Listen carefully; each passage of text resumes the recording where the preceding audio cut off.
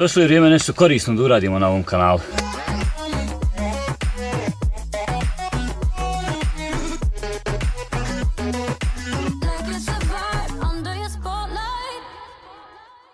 Zdravo Raja, ja sam Ado, dobrodošli u prvi savjetodavni video na ovom mom kanalu.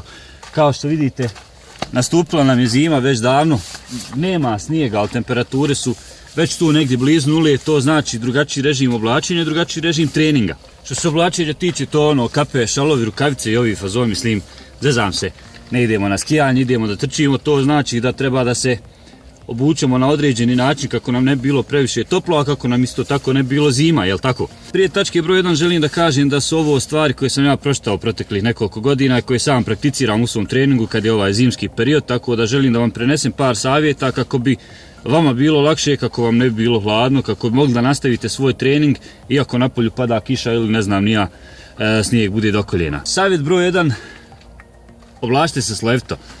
Ili nemojte da se utopljavate previše. To je savjet koji će vam svi reći bilo da to čitate na nekim portalima, bilo da vam to neko drugi savjetuje. To u stvari znači da ne treba da se pretoplite.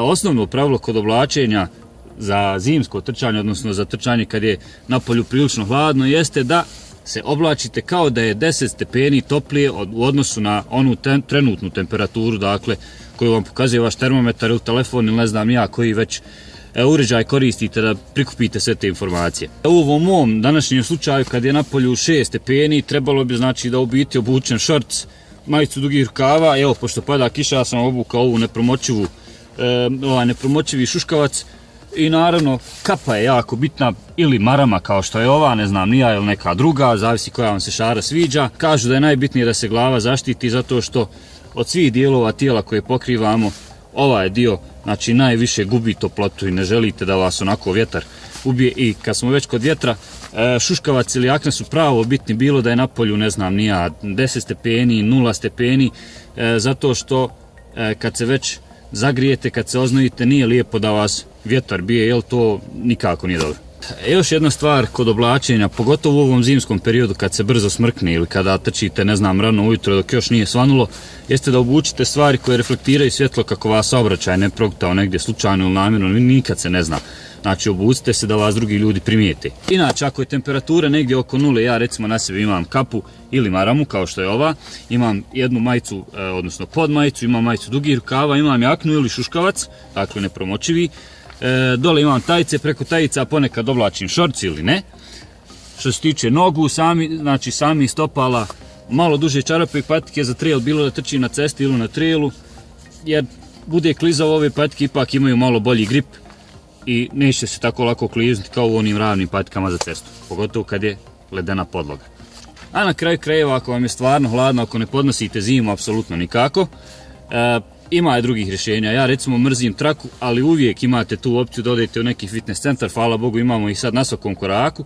Znači odete negdje fino na traku, odradite svoj trening u toplom, obučete se i vratite se kući. Savjet broj 2. Zima nije vrijeme kad se ganja nekakav tempo, znači smanjite intenzitet.